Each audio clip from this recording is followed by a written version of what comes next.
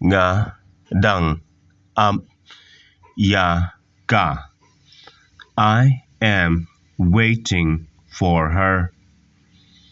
Ka dang le ayu. What is she doing? Ka dang sum. She is taking a bath. Ka ta jingiwbih. Did she apply sen? Ka ta jingiwbih. Did she apply sen?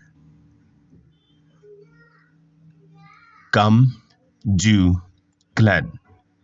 She never forget. Nhin sa slam. We are going to be late.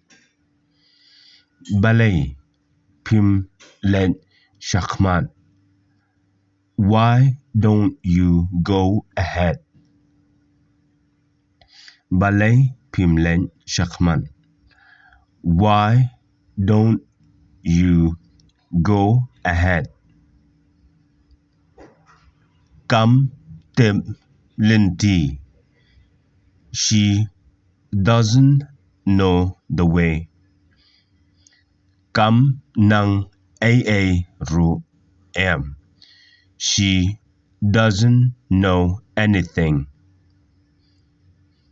Come qua ban pershang. She don't want to try. Kadai ka sniang. She is a pig.